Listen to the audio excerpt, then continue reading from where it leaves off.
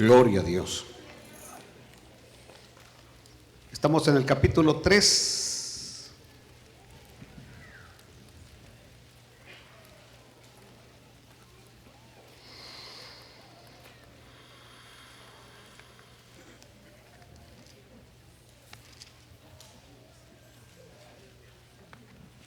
Versículos 16 y 17.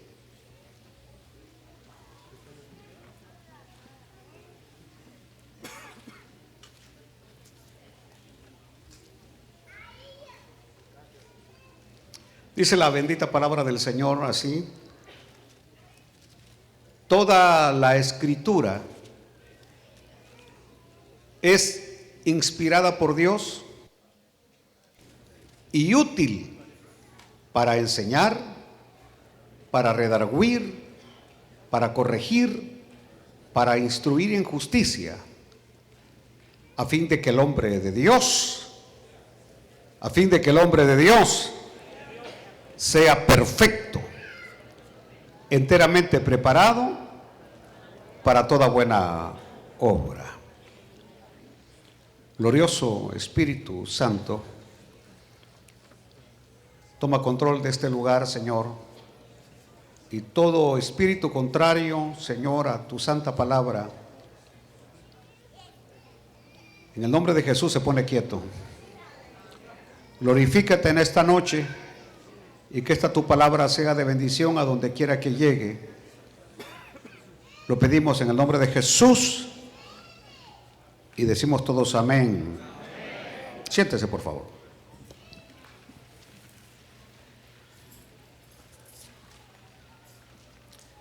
Brevemente establecimos el viernes anterior ¿qué significa cuando Pablo dice que toda escritura es inspirada por Dios? Brevemente.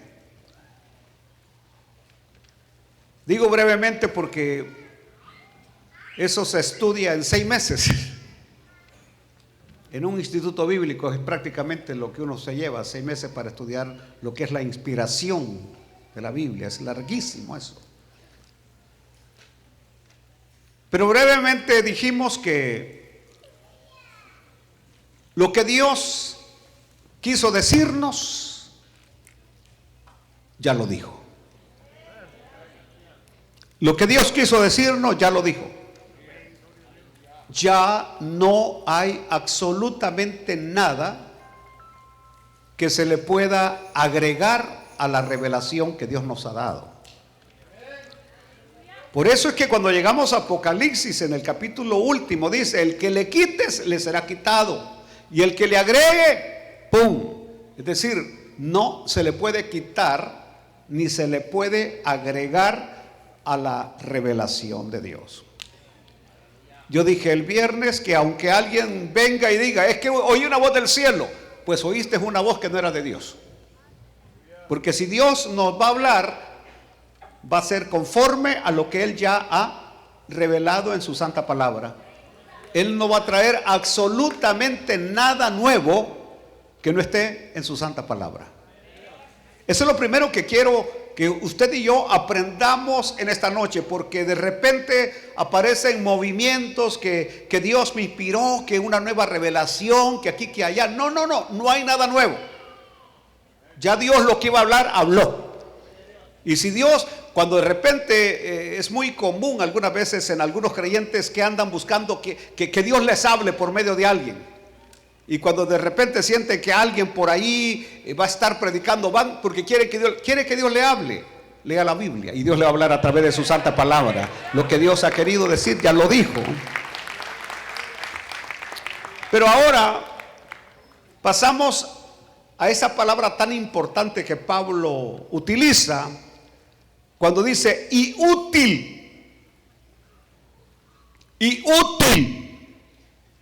Recordémonos que Pablo le está diciendo a Timoteo: tú persiste, no como aquellos falsos, apóstatas, falsos maestros. Tú persiste en lo que has aprendido y te persuadiste sabiendo de quién has aprendido, y que desde la niñez has sabido las sagradas escrituras, las cuales te pueden hacer sabio para la salvación por la fe que es en Cristo Jesús.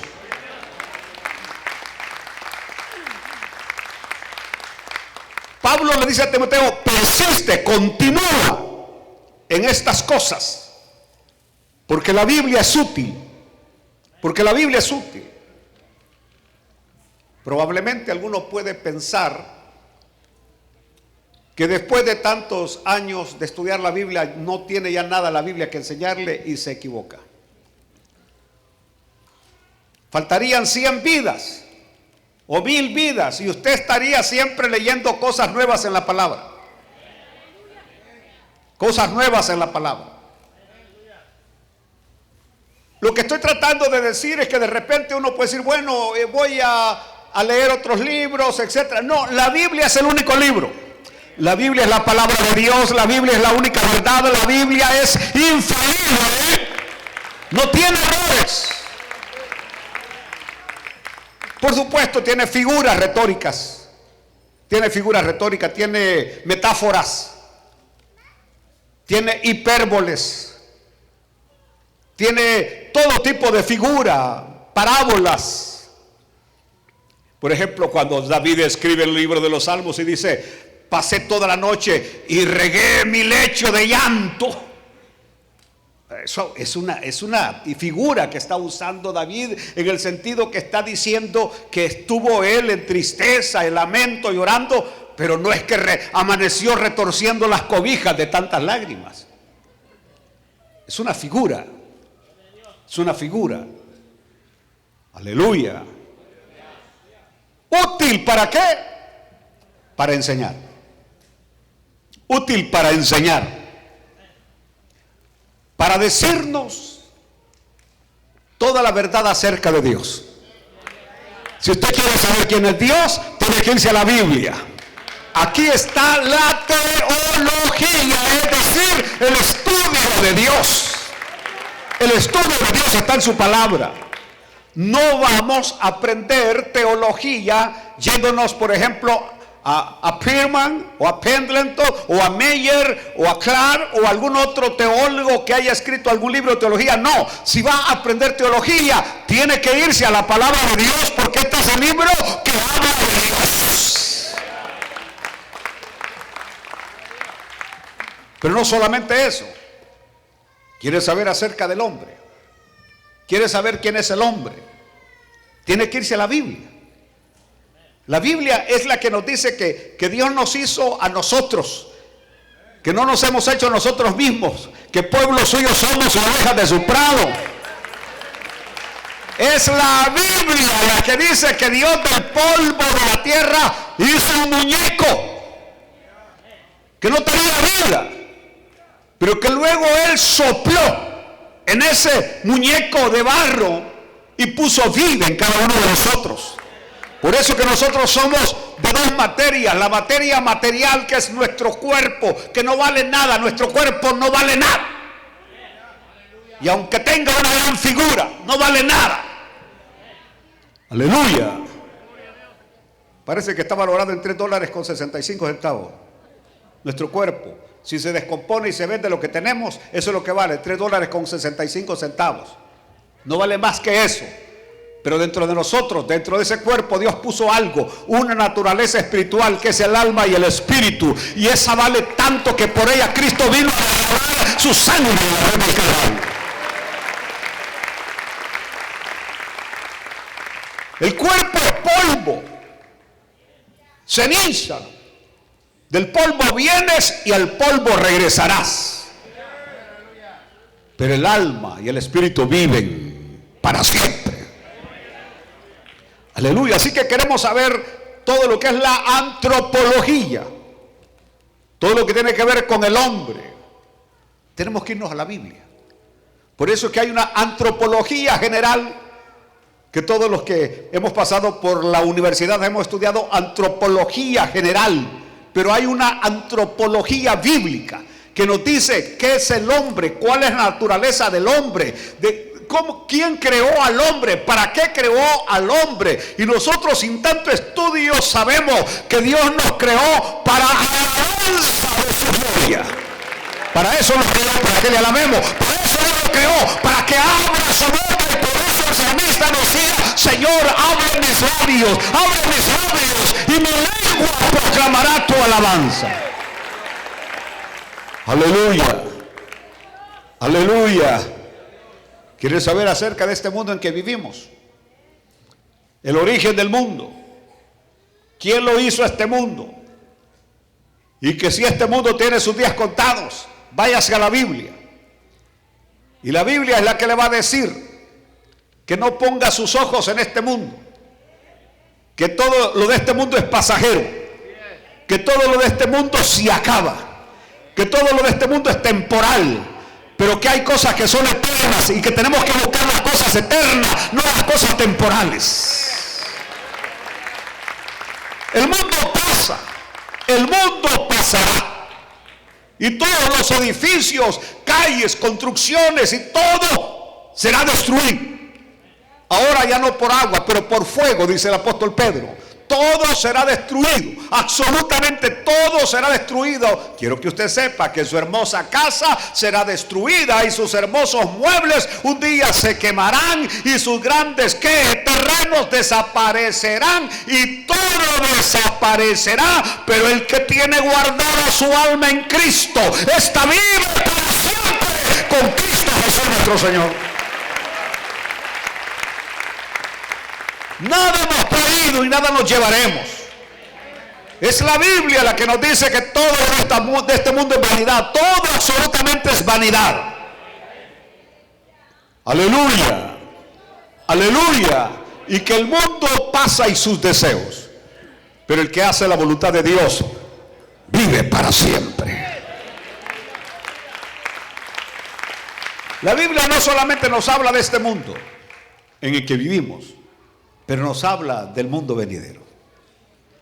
Ese mundo que es descrito allá en el capítulo 5 del libro de Apocalipsis, que dice que vio un mar de cristal, que vio una ciudad con perlas, que sus puertas eran perlas, columnas de oro, donde dice que Dios mío, es algo maravilloso, donde hay todas las piedras preciosas, no esas de mentiras que usted anda colgando en su cuello,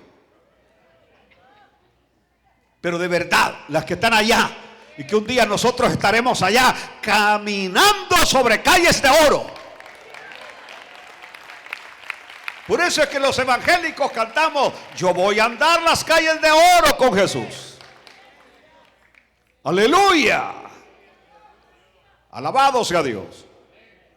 Bueno, ¿saben ustedes que nuestro Señor Jesucristo conocía las escrituras del Antiguo Testamento?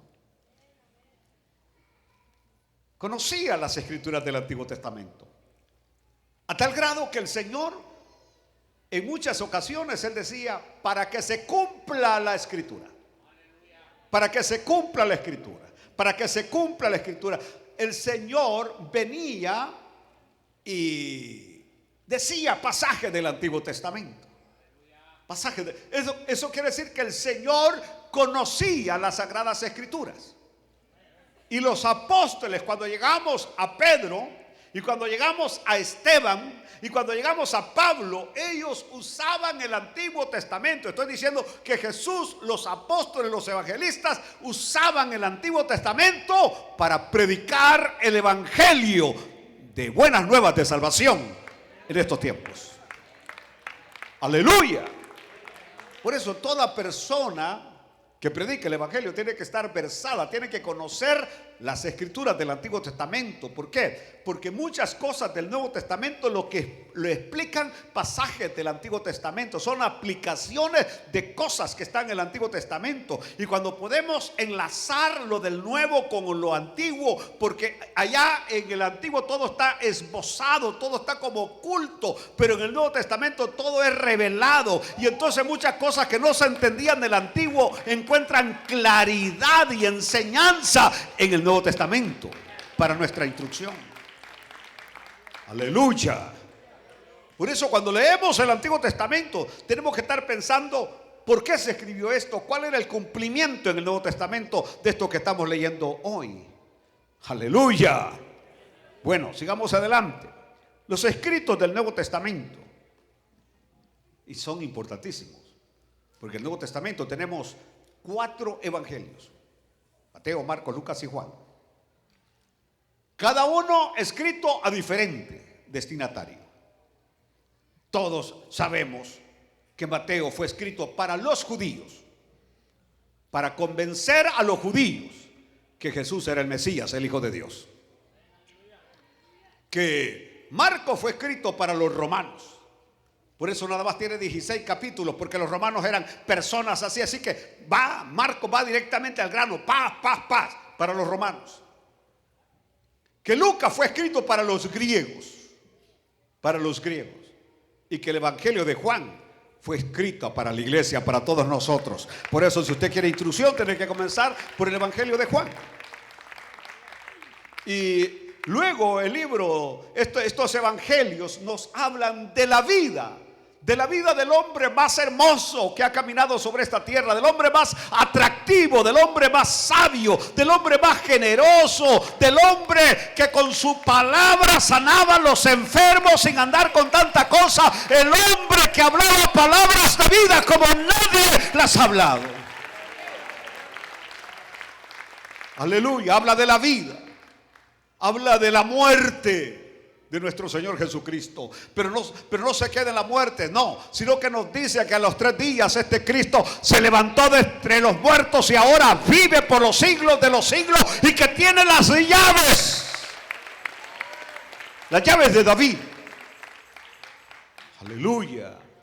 Pero no solamente dice que resucitó, sino que Él ascendió para subir de donde había bajado. Alaben a Dios. Él subió y ahora está a la diestra del Padre intercediendo por cada uno de nosotros. Aleluya.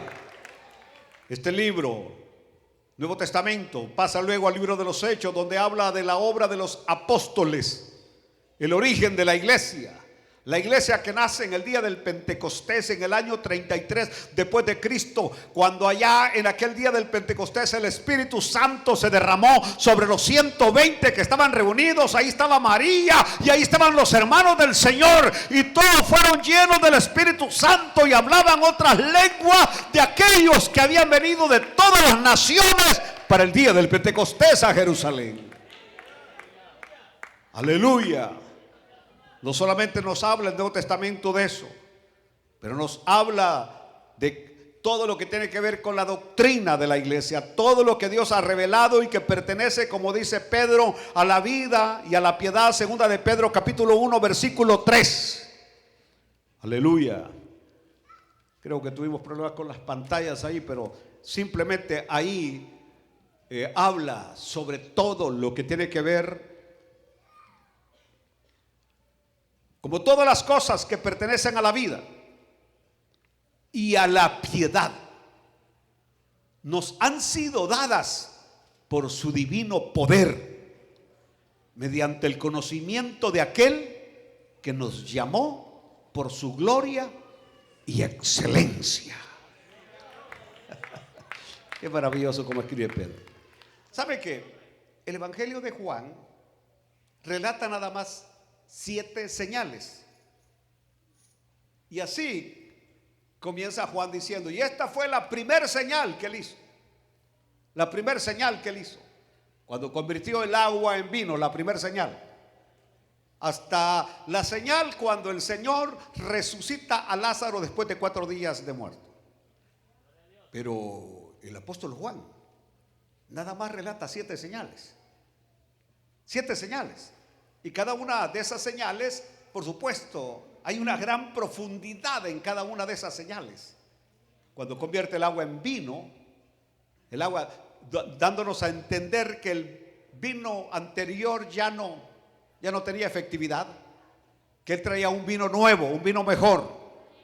Aleluya, aleluya, hasta que llegamos a la resurrección de Lázaro, donde él nos va a decir que él es el Señor de la muerte. No solamente es el Señor de la vida, pero es el Señor de la muerte. Así que para aquellos diablos y aquellas diablas que adoran la santa muerte, vengo a decirles que hay alguien más grande que la muerte y se llama Jesucristo. Aleluya. Así que si ellos adoran a la muerte, están adorando a alguien que Cristo ya venció, porque la muerte no lo pudo retener. ¿Dónde está, oh muerte, tu aguijón? ¿O dónde, oh sepulcro, tu victoria? Porque todo fue ganancia en la muerte para Cristo Jesús. Aleluya, la derrotó. Él es el Señor. Pero uno quizás pudiese pensar que nada más hubo 7 señales. Y no. Cuando llega Juan al capítulo 20, versículo 31, Juan dice, pero estas, esa palabra estas significa señales. Es decir, entre paréntesis, usted cuando lea estas, póngale señales, porque Juan ha venido hablando de señales. Entonces Juan dice, pero estas señales se han escrito. Estas 7 señales se han escrito. ¿Para qué? Para que creáis que Jesús es el Cristo, el Hijo de Dios, y para que creyendo tengáis vida en su nombre. ¿Cuántos tienen vida en su nombre? Y si tienen vida, alábenle. Los muertos lo alaban. Aleluya. Luego Pablo, cuando le escribe a los Efesios capítulo 3 versículos 3 y 4, dice que por revelación me fue declarado el misterio, como antes lo he escrito brevemente, leyendo lo cual podéis entender cuál sea mi conocimiento en el misterio de Cristo. ¿Por qué traigo a colación este versículo? Porque el Antiguo Testamento hablaba de un misterio. Un misterio. Y el Señor tuvo bien revelarle a Pablo de qué misterio estaba hablando el Antiguo Testamento. ¿Y cuál era el misterio? Que de ambos pueblos, de judíos y gentiles, Él iba a sacar un pueblo que se llama la iglesia.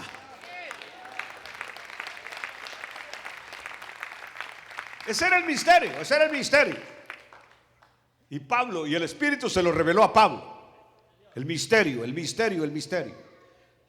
primera de Juan capítulo 2 versículo 1, hijitos míos, estas cosas os escribo para que no pequéis. Y si alguno hubiere pecado, abogado tenemos para con el Padre, a Jesucristo, el justo. ¿De qué está hablando Juan? Está hablando ahí de un gran problema que todos tenemos. No teníamos, tenemos el problema del pecado. Porque las Escrituras no solo nos dicen el origen del hombre, sino que las Escrituras dicen que el hombre está perdido. Cuando llegamos a Romanos capítulo 3 versículo 23, porque ¿todos qué? Porque todos, por cuanto todos, aunque tenga esa cara de ángel, aleluya, y aunque se vista de blanco y negro, por cuanto todos pecaron. ¿Y qué dice? Y están destituidos de la gloria de Dios. Todos, pecadores, pervertidos, malvados, aleluya, destituidos. Es decir, cuando Adán fue sacado del paraíso, fuimos sacados todos. Cuando Adán pecó, pecamos todos. Y cuando Dios lo destituyó, nos destituyó a todos. Aleluya. Pero también este libro no solamente me dice que el hombre está destituido, pero también dice que nos dice que Dios desea que el hombre sea salvo, que el hombre sea salvo, aleluya, y que para poder lograr esa salvación fue que envió a su amado Hijo a morir por nosotros a la cruz del Calvario, para que todo aquel que no cree no se pierda, mas tenga vida eterna.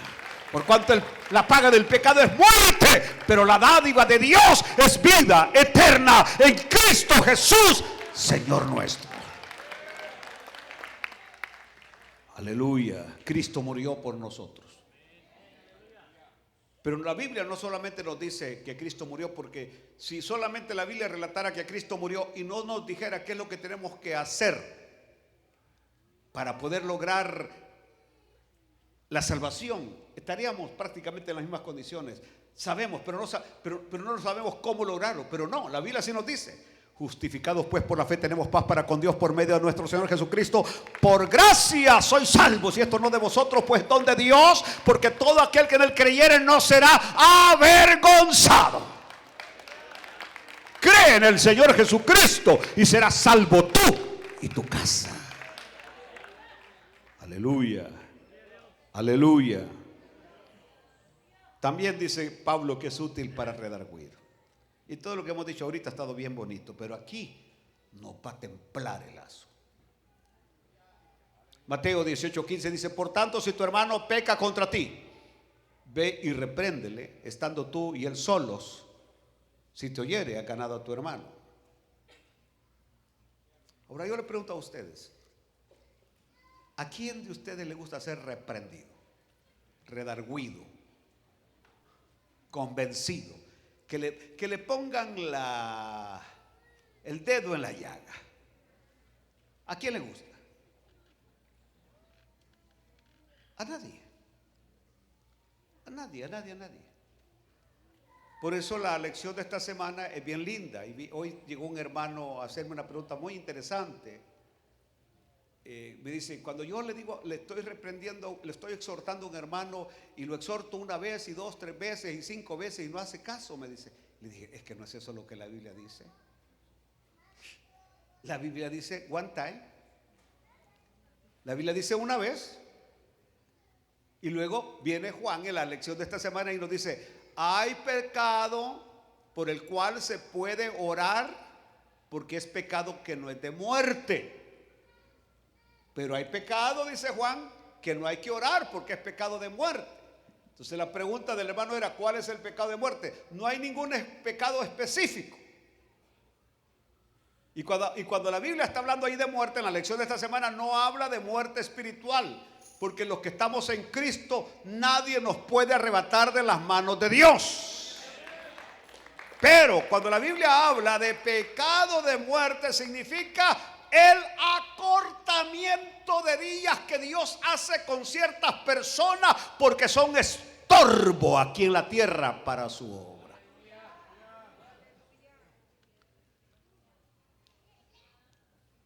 ¿Están oyendo? Y yo les hice una pregunta a los hermanos el lunes pasado. Les dije: si Moisés tenía que haber entrado a la tierra prometida, claro que sí, porque era lo que Dios le había dicho, que él iba a entrar a su pueblo a la tierra prometida.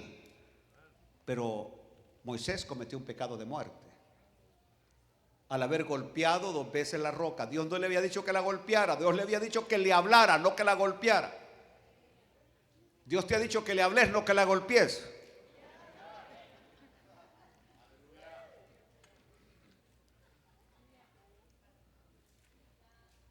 El mayor problema de Moisés no fue tanto que se enojó, no. El problema de él fue que estropeó la figura de Cristo, que Cristo nada más tenía que morir una sola vez por los pecados. No tenía que morir 2 veces ni 3 veces.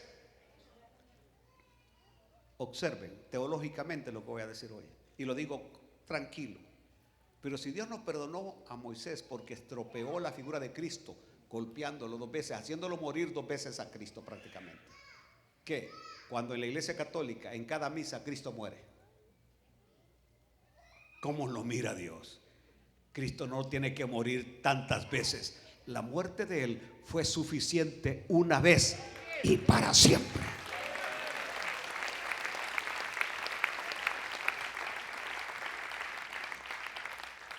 Aleluya.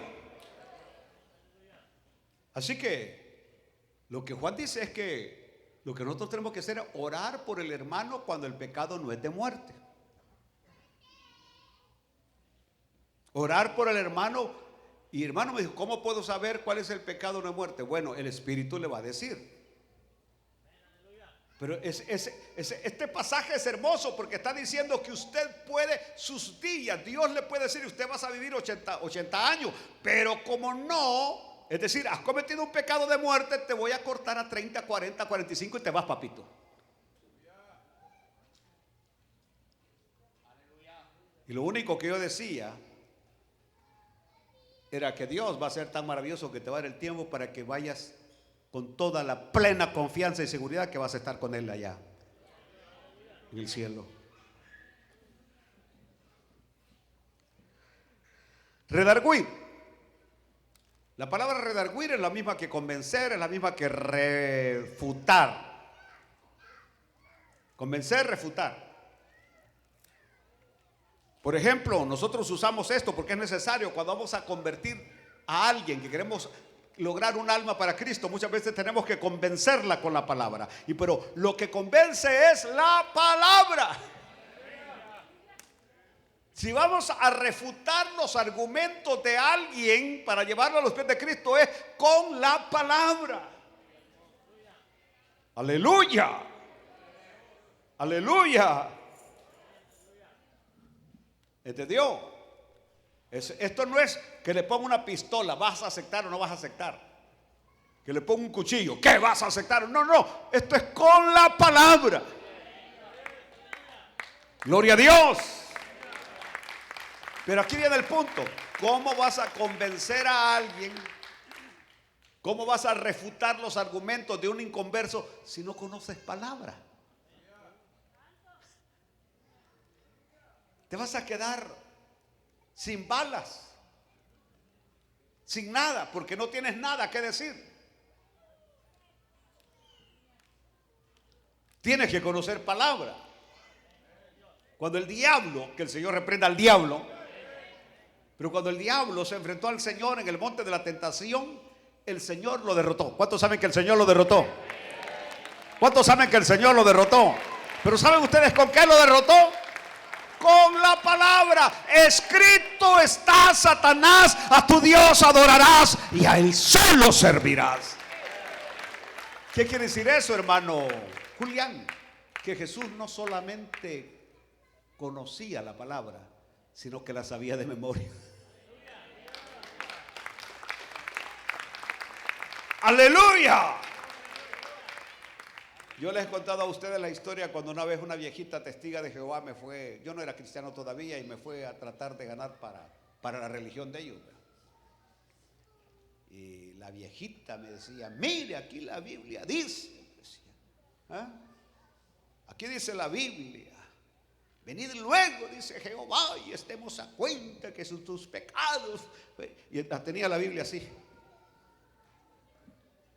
Así la tenía con las letras para abajo. Pero la viejita me decía, aquí dice. Y luego aquí también dice que el carcelero le dijo, ¿qué debo de hacer para ser salvo aquí? Y yo la estaba oyendo. De repente le digo, disculpe, le digo, ¿qué? ¿Qué me dijo? Bien brava la viejita. ¿Qué me dijo? Le digo, que tiene la Biblia con las letras para abajo. Es que no importa, me dijo, lo que pasa, lo importante es que dice. Lo importante es que dice, me dijo. Y es cierto, ella estaba recitando los versículos, la viejita, los 10 versículos que se sabía, se los sabía bien de memoria. Y me decía, aquí dice. ¿Por qué les estoy relatando esto? Porque no me venga usted con el argumento es que yo no sé ni leer ni escribir. Así como decían los campesinos antes, y es que yo no sé ni leer ni escribir. Firme aquí, yo no puedo porque no sé ni leer ni escribir. Así que ponían la huella. Así que aunque usted no pueda ni leer ni escribir, usted puede aprender la Biblia de memoria.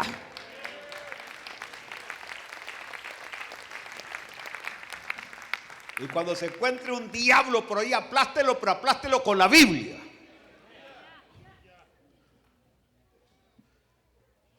Si vamos a saber de los errores doctrinales,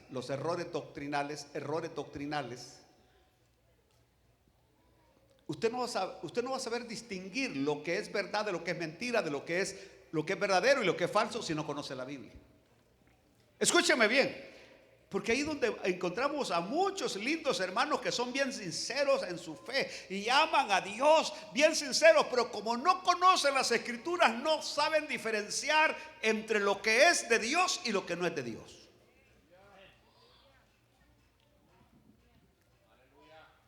Esta semana alguien me mandó un video de un charlatán evangelista con una pelota de fútbol. No sé si a ustedes lo enviaron también. Sí, se lo enviaron. Que tiene la pelota de fútbol, está ministrando y uno de sus asistentes le tira una pelota. Parece que él ha sido medio futbolista, porque está con la pelota y luego le dice: ven, trata de tocarme la pelota. Y sale uno ahí y al solo que quiere tocar la pelota nunca puede tocar la pelota y cae redondo al suelo. Cuando mi Señor Jesucristo anduvo con esas payasadas. Y todos se reían, porque todo aquel que quería, que salía de las bancas para quererle quitar la pelota y quererla tocar, todos caían al suelo. Y luego se volvía a levantar y le quería tocar la pelota y al suelo. ¿Y a dónde dice la Biblia que esto del evangelio es de estar tirado en el suelo? La Biblia no habla de eso. Aleluya.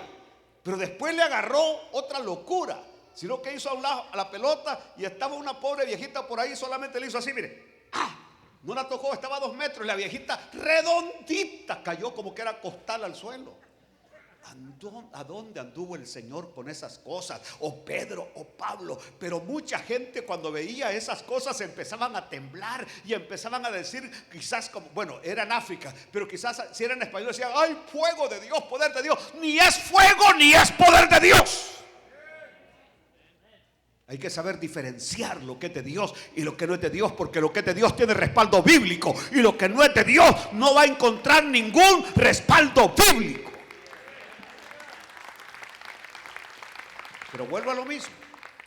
Usted no va a saber lo que es doctrina falsa si usted no conoce las Escrituras. Por eso muchos cayeron en los famosos pactos. ¿Se acuerdan ustedes? ¿Cuántos cayeron en la trampa de los pactos? Levanten la mano, no tengan miedo, no los voy a fusilar. Pero muchos de ustedes anduvieron con esas cosas, haciendo pactos. ¿Por qué? Porque no conocían las Escrituras. Que ahora pasa el día 100, que aplastemos a Mamón en esta noche. Vengan los de 100. Váyase al diablo, señora, que los dones de Dios no se compran con dinero. Todo se recibe por fe en Cristo Jesús. Pero ¿cuál es el problema del pueblo de Dios? Mi pueblo pereció porque no tiene ¿qué? Por eso yo insisto, conozca la Biblia para que nadie se lo eche a la bolsa. Aleluya. Me dijo alguien: siento de Dios que me debe sembrar ese carro. Así vino. O quizás probablemente, oigan, hermanitas preciosas, bueno, son feas, pero yo les digo preciosas, ¿no? Pero que haya un bandido por ahí que les dice: aleluya, siento, el Espíritu dice que usted va a ser la manzanita. Usted conteste y le dígale: si el Señor le ha hablado a usted, también me tiene que hablar a mí. Si no es así, no se haga ilusiones. Yo así le dije a ese que me dijo que le sembrara mi carro. Le dije: si el Señor le ha hablado de que le dé mi carro a usted, tiene que hablarme. Y hasta este momento no me ha dicho nada.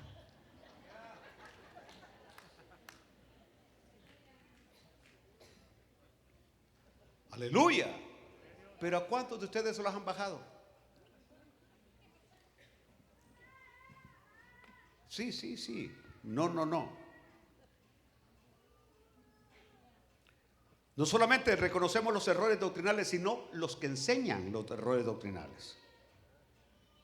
El Señor nos ha dado esta palabra para poder distinguir entre los que enseñan la verdad y los que no enseñan la verdad. Vaya pues, lo que estoy diciendo es que esta palabra tiene autoridad y tiene poder para corregirnos, para reprendernos. Todos los cristianos estamos bajo la autoridad de la palabra de Dios. Todos los cristianos estamos bajo la autoridad de la palabra de Dios. Y si ella dice que estoy equivocado, estoy equivocado. ¿Lo está entendiendo? Aleluya. Y usted debe ser humilde para cuando la Biblia lo corrige, decir: sí, Señor, he estado mal, he estado equivocado, perdóname, Señor. Déjese corregir. Aleluya. Deje que el Señor le corte los cachos, los cuernos, los otros. Así como hacemos con los árboles allá en el campo, que hay un tiempo que le llamamos deshijar, podar, donde se van a quitar las ramas que no son necesarias, que estorban al crecimiento. Y hay cosas que el Señor tiene que cortar de nuestras vidas porque estorban nuestro crecimiento espiritual.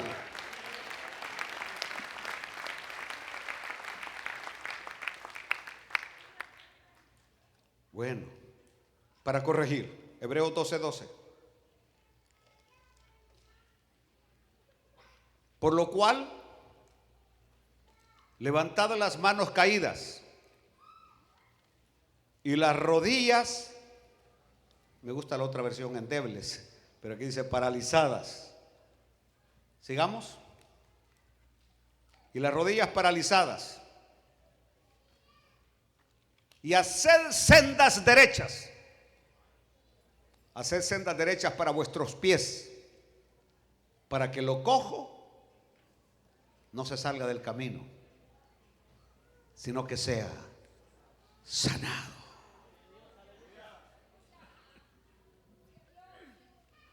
Mire lo que hace la Biblia. Haced sendas derechas para vuestros pies. La Biblia nos corrige cuando pecamos. ¿Oye lo que dije? La Biblia nos corrige cuando pecamos. Cuando nos hemos extraviado del camino angosto, porque el camino al cielo es angosto, porque la puerta también es estrecha, el camino es angosto. Amplio es el camino que conduce a la perdición. Ancha la puerta que conduce al infierno. Pero el camino al cielo, señores y señoras, es angosto.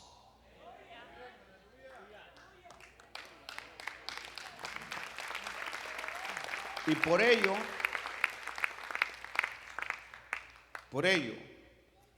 allá en el campo se usa una expresión que dice patas para el monte. Porque allá las veredas son así, pequeñitas, son así angostitas las veredas. Y si uno no camina recto, los zapatos cuando uno va para la escuela los va mojando, porque uno camina así, como Chaplin. Entonces va mojando, y ya cuando sale de la vereda mojada al polvo, Dios mío, los pobres zapatos se ponen terribles, viene el castigo por el maestro.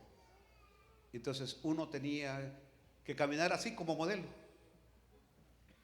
derechito, cuando uno va ahí por las veredas para no mojarse los zapatos.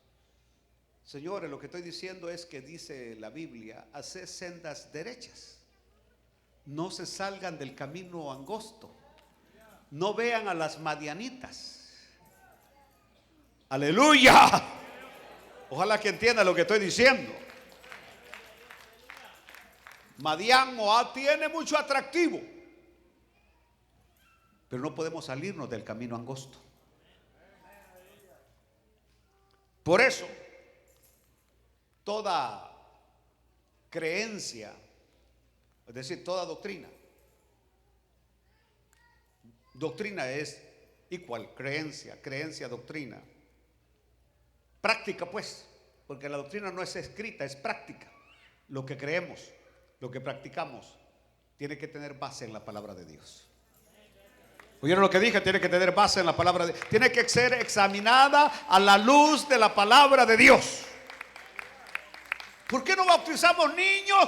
Porque no hay ni un solo ejemplo bíblico.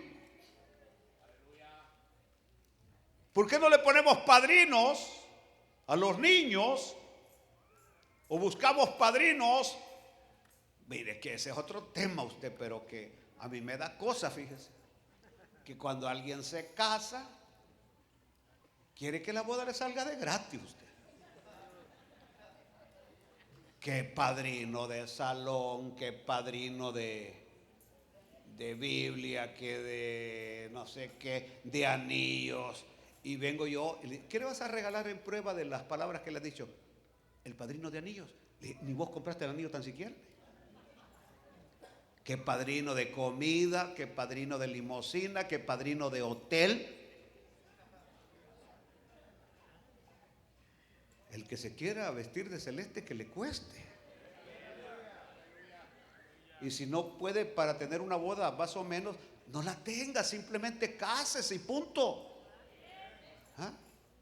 No tiene para ir a un hotel, ¿qué tiene? Ve ahí.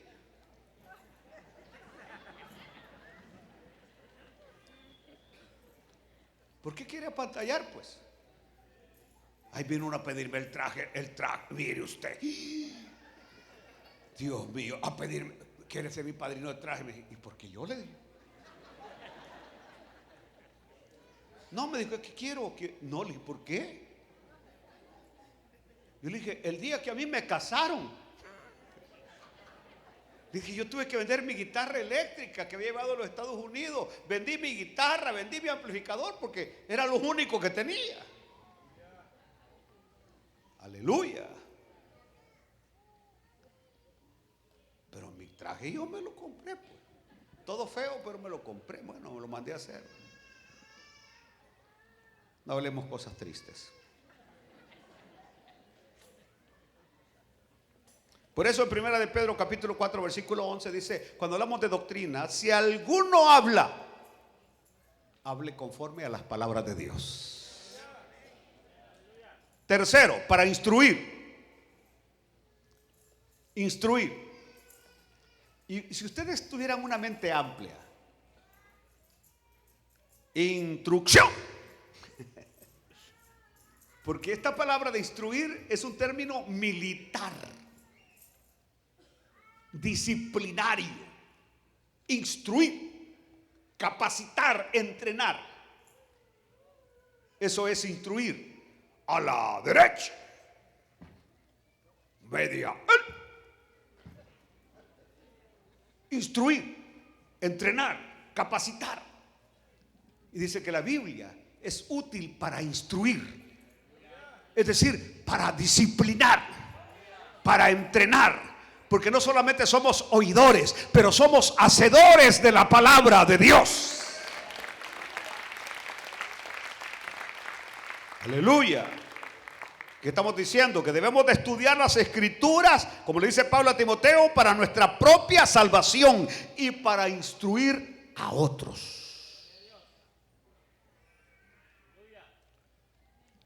Instruir en justicia. No la justicia falsa, no la justicia legalista, no la justicia de buenas obras, sino aquella justicia, porque aún eso me enseña la Biblia. La gracia de Dios. Que nosotros vivimos por la gracia de Dios.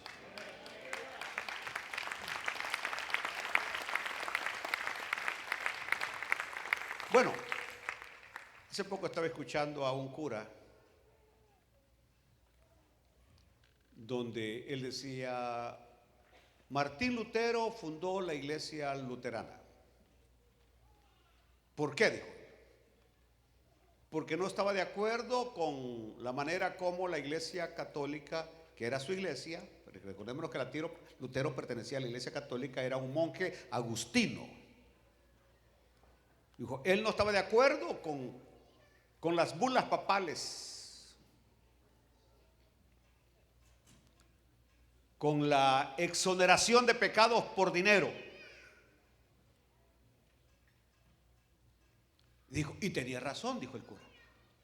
Lutero tenía razón, dijo. Que no estaba de acuerdo, dijo, con ciertas doctrinas. Lutero tenía razón, dijo. Lo que puso, él tenía razón y habló como 4 o 5 cosas donde Lutero tenía razón. Pero dijo él, ¿dónde es que Lutero no tenía razón? Dijo, cuando puso solo escritura. Escritura sola. Donde Lutero viene y dijo que la única autoridad de fe y doctrina eran las escrituras. Y dijo él, ahí es donde él estaba equivocado. Dijo, ¿y por qué estaba equivocado? Porque dejó a un lado, dijo él, las tradiciones. Las tradiciones de los hombres son basura. Lo único que vale es la palabra de Dios.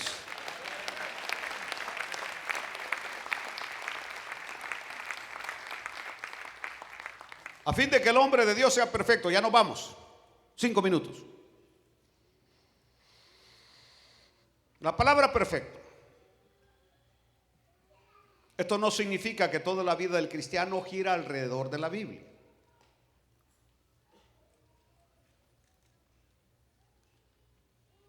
Aleluya. O que lo único importante, por ejemplo, en un buen ministerio es la buena enseñanza de la Biblia. No.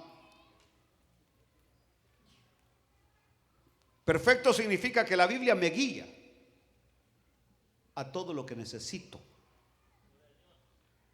A todo lo que necesito. Aleluya. Es decir, tengo que oír y tengo que hacer. Y cuando oigo y hago, voy en el camino correcto. Y entonces estoy preparado para toda buena obra. La Biblia es la que me dice que debo de orar. Que no solamente tengo que estar leyendo, pero tengo que estar orando. Tengo que estar leyendo, pero tengo que estar orando. La Biblia es la que me dice que hay cosas que no las logro con la oración, pero las logro con la alabanza.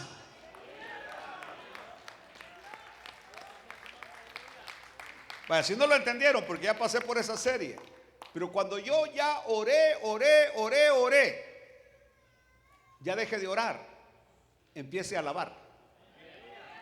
Es decir, empiece a agradecer a Dios. Y ese es lo que vemos, lo que miramos, lo que vemos. Por ejemplo, el caso de Pablo, cuando está preso allá en esa cárcel terrible de Filipos. Ahí está con Silas, y a medianoche ellos cantaban himnos al Señor, alababan a Dios. No se estaban lamentando por el dolor o por la situación, sino que alabaron a Dios. Y cuando alabaron a Dios, los candados se rompieron, las cadenas se rompieron y salieron libres de la cárcel. Es la Biblia que me enseña que hay veces que tengo que orar y otras veces que tengo que alabar y otras veces que tengo que estar en silencio,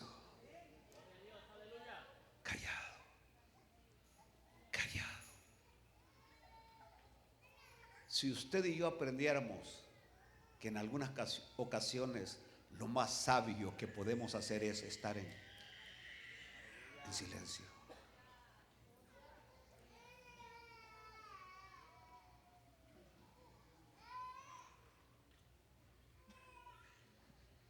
Porque cuando el Señor se manifestó a Elías, no fue ni en el terremoto ni en el torbellino, sino que fue en una brisa apacible. Y ahí el Señor se manifestó a Elías. Pero es la Biblia la que nos enseña todo eso. Por ejemplo, yo ahorita estoy aplicando la Biblia con un caso que tenemos de una radio que tenemos en Barce Spring.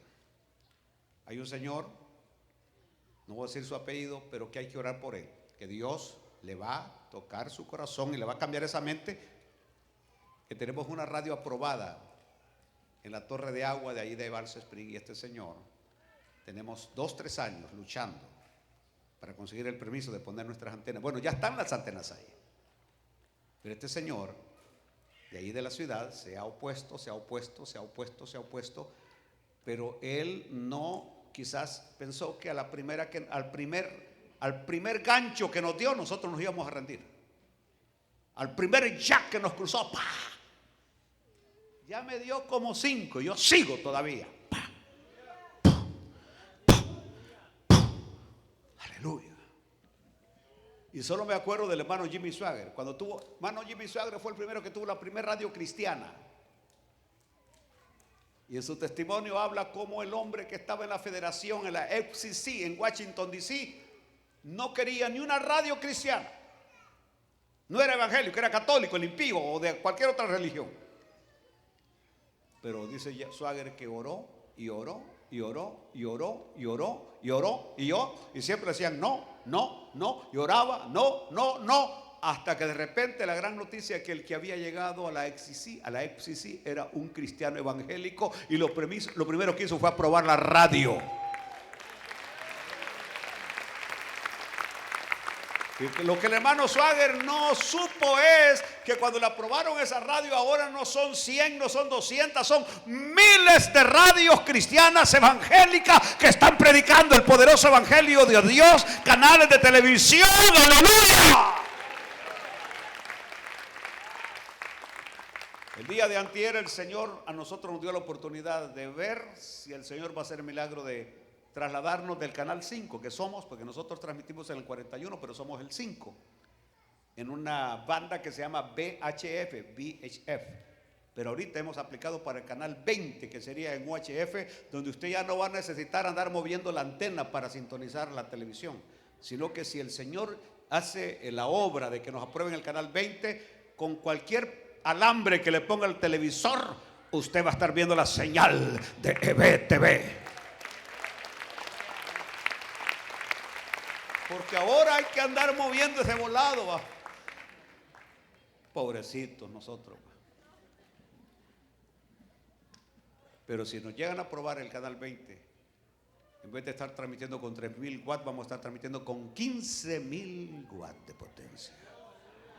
Y nuestra señal se podrá ver hasta McKinney, Princeton, Melissa, Barstow Spring y todo ahí aquí de Roy City, Rolette, Garland, no se diga, parte del norte de Dallas. Estaremos bombardeando con el poder del evangelio. Ya nos vamos. Aleluya. Cuando vamos a la Biblia, yo no la leo. Yo dejo que Él me hable. O sea, yo no voy a la Biblia con la intención de leer la Biblia, sino con la intención de que Él me hable y que Él me cambie. Quiero que le diga, usted no venga a tratar de cambiarme, porque no me va a cambiar. No lo va a lograr. Pero Dios, yo voy a Él, y las cosas que tienen que cambiarme, que las cambie, y las cosas que tienen que transformarme, que las transforme. La Biblia nos da vida eterna. Aleluya. Aquí vamos corriendo ya.